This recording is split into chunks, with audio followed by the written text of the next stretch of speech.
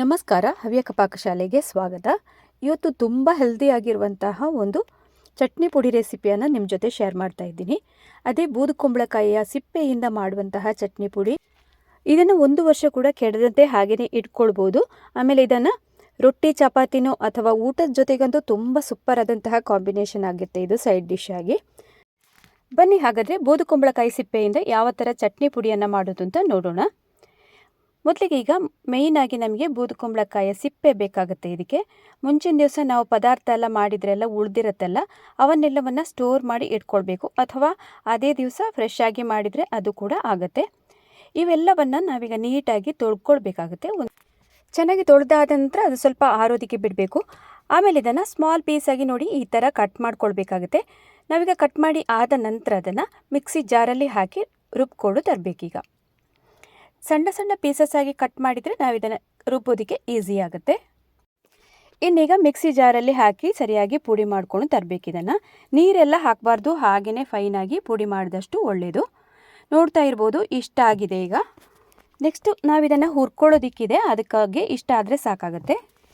ಈಗ ಸಿಪ್ಪೆಯನ್ನೆಲ್ಲ ಪುಡಿ ಮಾಡಿದ್ದಾಯಿತು. ಇದನ್ನು ಇನ್ನೀಗ ಸೈಡಲ್ಲಿ ಎತ್ತಿಡೋಣ. ನೆಕ್ಸ್ಟು ನಾವು ಇದಕ್ಕೆ ಬೇಕಾಗುವಂತಹ ಮಸಾಲೆಗಳನ್ನೆಲ್ಲ ಒಂದ್ಸಲಿ ನೋಡ್ಕೊಂಡು ಬರೋಣ, ಏನೆಲ್ಲ ಬೇಕಾಗತ್ತೆ ಅಂತ ನೋಡೋಣ. ಈಗ ನಾನಿಲ್ಲಿ ಮೊದಲಿಗೆ ತೋರಿಸ್ತಾ ಇರುವಂಥದ್ದು ಕರಿಬೇವು ಸೊಪ್ಪು. ಇದಕ್ಕೆ ಮೇಯ್ನಾಗಿ ಬೇಕಾಗುತ್ತೆ. ನಾವು ಎಷ್ಟು ಹಾಕ್ತೀವೋ ಅಷ್ಟು ಒಳ್ಳೇದು, ಇದಕ್ಕೆ ಹಾಕ್ಕೊಳ್ಬೋದು ಎಷ್ಟು ಕೂಡ. ಆಮೇಲೆ ಇಲ್ಲಿ ನಾನು ತೋರಿಸ್ತಾ ಇರುವಂಥದ್ದು ಹುಣಸೆ ಹಣ್ಣು, ಒಂದು ಸಣ್ಣ ನಿಂಬೆ ಹಣ್ಣು ಗಾತ್ರದ ಹುಣಸೆ ಹಣ್ಣು ಸಾಕಾಗುತ್ತೆ.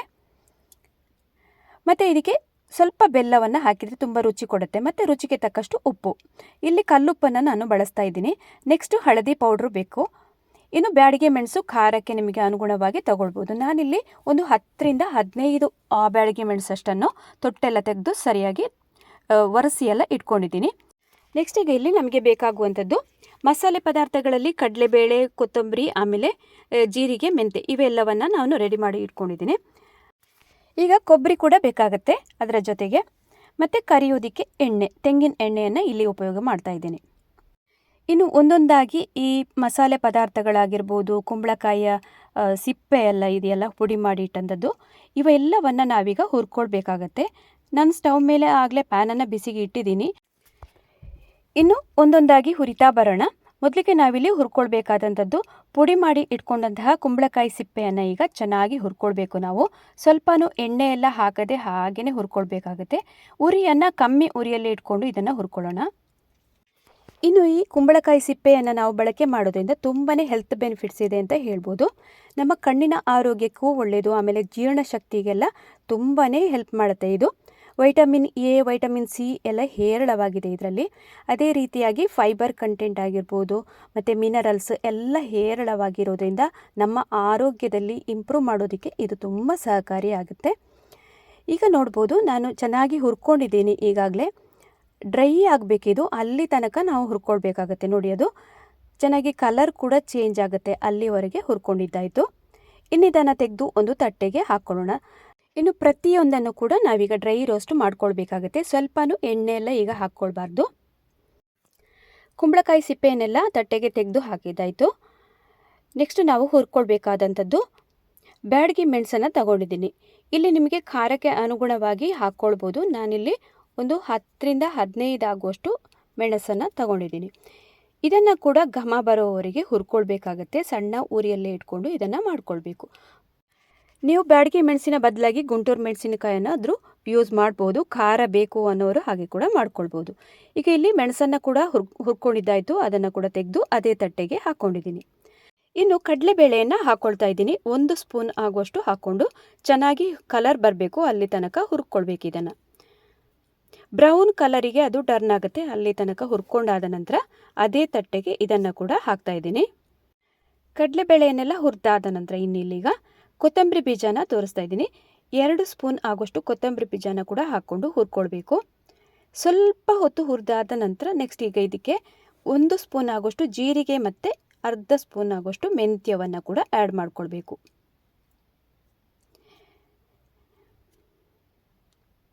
ಈಗ ಜೀರಿಗೆಯನ್ನು ಹಾಕ್ತಾ ಇದ್ದೀನಿ 1 ಸ್ಪೂನ್ ಆಗುವಷ್ಟು. ನೆಕ್ಸ್ಟ್ ಮೆಂತ್ಯ ಸ್ವಲ್ಪ ಕಮ್ಮಿ ಹಾಕಿದರೆ ಸಾಕು, ಕಹಿ ಬಂದುಬಿಡುತ್ತೆ ಆಮೇಲೆ. ಇಷ್ಟು ಹಾಕಿದ ನಂತರ 3 ಕೂಡ ಚೆನ್ನಾಗಿ ಹುರ್ಕೊಳ್ಳೋಣ. ಈ ಮಸಾಲೆಗಳೆಲ್ಲವನ್ನು ನಾವು ಬ್ರೌನ್ ಕಲರ್ ಬರೋ ತನಕ ಕರೆದ್ರೆ ಪರಿಮಳವಾಗಿ ಕೂಡ ಬರುತ್ತೆ.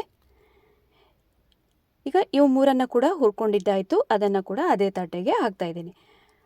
ಇನ್ನು ಕೊಬ್ಬರಿಯನ್ನು ನಾನು ಕಟ್ ಮಾಡಿ ಇಟ್ಕೊಂಡಿದ್ದೀನಿ, ಅದನ್ನು ಕೂಡ ಹಾಕ್ಕೊಳ್ಬೇಕು. ಒಣ ಕೊಬ್ಬರಿ ಸಿಕ್ಕಿದರೆ ತುಂಬ ಚೆನ್ನಾಗಿ ಬರುತ್ತೆ. ಇಲ್ಲಿ ನನಗೆ ತುಂಬ ಒಣ ಕೊಬ್ಬರಿ ಅಂತ ಸಿಕ್ಕಿಲ್ಲ. ಅದನ್ನು ಈ ಥರ ಡ್ರೈ ರೋಸ್ಟ್ ಮಾಡಿದಾಗ ಸೇಮ್ ನಮ್ಮ ಒಣ ಕೊಬ್ಬರಿ ಥರನೇ ಬರುತ್ತೆ. ಬ್ರೌನ್ ಕಲರ್ ಬರೋ ತನಕ ಅದನ್ನು ಕೂಡ ಹುರ್ಕೊಳ್ಬೇಕಾಗತ್ತೆ. ನೆಕ್ಸ್ಟ್ ನಾನಿಲ್ಲೀಗ ಕರಿಬೇವು ಸೊಪ್ಪನ್ನು ತಗೊಳ್ತಾ ಇದ್ದೀನಿ. ಅದನ್ನು ಕೂಡ ಡ್ರೈ ರೋಸ್ಟ್ ಮಾಡ್ಕೊಳ್ಬೇಕು. ಚೆನ್ನಾಗಿ ಹುರ್ಕೊಂಡ ನಂತರ ಸ್ಮೆಲ್ ಬರುತ್ತೆ ನೋಡಿ, ಅಲ್ಲಿ ತನಕ ಹುರ್ಕೊಳ್ಬೇಕಾಗತ್ತೆ. ಈ ಕರಿಬೇವಿನಲ್ಲಿ ಕೂಡ ತುಂಬಾ ಹೆಲ್ತ್ ಬೆನಿಫಿಟ್ಸ್ ಇದೆ. ಇದರಲ್ಲಿ ಐರನ್ ಕಂಟೆಂಟ್ ಹೇರಳವಾಗಿರೋದ್ರಿಂದ ನಮ್ಮ ಹಿಮೋಗ್ಲೋಬಿನ್ ಲೆವೆಲನ್ನು ಕೂಡ ಜಾಸ್ತಿ ಮಾಡೋದ್ರಲ್ಲಿ ಸಹಕಾರಿಯಾಗಿರುತ್ತೆ. ಮತ್ತು ಕೂದಲಿನ ಆರೋಗ್ಯಕ್ಕೂ ಕೂಡ ಒಳ್ಳೆಯದು. ಮತ್ತು ದೇಹದಲ್ಲಿರುವಂತಹ ಶುಗರ್ ಲೆವೆಲನ್ನು ಕೂಡ ಕಂಟ್ರೋಲಿಗೆ ತರುತ್ತೆ ಇದು. ಈಗ ಕರಿಬೇವು ಸೊಪ್ಪನ್ನು ಕೂಡ ಚೆನ್ನಾಗಿ ಹುರ್ಕೊಂಡಿದ್ದಾಯಿತು. ಡ್ರೈ ರೋಸ್ಟ್ ಮಾಡ್ಕೊಂಡಿದ್ದೀನಿ. ಅದನ್ನು ಕೂಡ ತೆಗೆದು ಅದೇ ತಟ್ಟೆಗೆ ಹಾಕ್ಕೊಂಡಿದ್ದೀನಿ. ಈಗ ಮಸಾಲೆಗಳನ್ನೆಲ್ಲ ಹುರಿದಾಯಿತು. ಇವನ್ನೆಲ್ಲವನ್ನು ಇನ್ನೀಗ ಸರಿಯಾಗಿ ತಣ್ಣಗಾಗೋದಕ್ಕೆ ಬಿಡೋಣ. ಒಂದು 1/4 ಗಂಟೆ ಎಲ್ಲ ಹಾಗೆಯೇ ಇಟ್ಟಾಗ ಚೆನ್ನಾಗಿ ಕೂಲಾಗುತ್ತೆ ಅದು. ಮತ್ತು ನಾವಿದನ್ನು ದೊಡ್ಡ ಮಿಕ್ಸಿ ಜಾರಿಗೆ ತಗೊಂಡು ಅದರಲ್ಲೇ ಹಾಕ್ಕೊಂಡು ಪುಡಿ ಮಾಡ್ಕೊಳ್ಳೋಣ. ಈಗ ನೋಡಿ, ತಣ್ಣಗಾದ ನಂತರ ನಾನೀಗ ಇದನ್ನು ಮಿಕ್ಸಿ ಜಾರಿಗೆ ಹಾಕ್ತಾಯಿದ್ದೀನಿ. ಸರಿಯಾಗಿ ಕೂಲ್ ಆಗದೆ ಗ್ರೈಂಡ್ ಮಾಡ್ಕೊಳ್ಳೋದಕ್ಕೆ ಹೋಗಬೇಡಿ. ತುಂಬ ತರಿತರಿಯಾಗಿ ಬಂದು ಅಷ್ಟು ಚೆನ್ನಾಗಿರಲ್ಲ ಚಟ್ನಿ ಪುಡಿ. ಈಗ ನೋಡ್ತಿರ್ಬೋದು, ಎಲ್ಲವನ್ನು ಹಾಕಿದ್ದಾಯಿತು. ಇನ್ನೀಗ ಸ್ವಲ್ಪ ಅಷ್ಟೇ ಗ್ರೈಂಡ್ ಮಾಡ್ಕೊಳ್ಳೋಣ. ಆಮೇಲೆ ನಾವಿದಕ್ಕೆ ಬೆಲ್ಲ ಮತ್ತು ಉಪ್ಪು, ಹುಣಸೆ ಹಣ್ಣನ್ನೆಲ್ಲ ಹಾಕೋದಕ್ಕಿದೆ. ಈಗ ನೋಡ್ಬೋದು ನೀವು, ಅರ್ಧದಷ್ಟನ್ನು ನಾನೀಗ ಪುಡಿ ಮಾಡಿ ತಂದಿದ್ದೀನಿ. ನೆಕ್ಸ್ಟ್ ನಾವಿದಕ್ಕೆ ಹುಣಸೆ ಹಣ್ಣನ್ನು ಆಗಲೇ ತೆಗೆದಿಟ್ಟಿದ್ದೀವಲ್ಲ, ಅದನ್ನು ಈಗ ಹಾಕ್ಕೊಳ್ತಾ ಇದ್ದೀನಿ. ಆಮೇಲೆ ಬೆಲ್ಲವನ್ನು ಹಾಕ್ಕೊಳ್ಬೇಕು. ನಿಮಗೆ ರುಚಿಗೆ ಬೇಕಿದ್ದರೆ ಹಾಕ್ಕೊಳ್ಬೋದು, ಬೇಡ ಅಂದರೆ ಹಾಗೆಯೇ ಸ್ಕಿಪ್ ಮಾಡ್ಕೊಳ್ಬೋದು. ಆಮೇಲೆ ರುಚಿಗೆ ತಕ್ಕಷ್ಟು ಕಲ್ಲುಪ್ಪನ್ನು ಹಾಕ್ಕೊಂಡಿದ್ದೀನಿ. ಮತ್ತು ಹಳದಿ ಪೌಡ್ರನ್ನು ಹಾಕ್ಕೊಳ್ಬೇಕು. ಇವಿಷ್ಟನ್ನು ಹಾಕಿ ಚೆನ್ನಾಗಿ ಗ್ರೈಂಡ್ ಮಾಡಿಕೊಂಡು ತರಬೇಕೀಗ. ಫೈನ್ ಪುಡಿ ಆದಷ್ಟು ಒಳ್ಳೆಯದು ನಮಗೆ.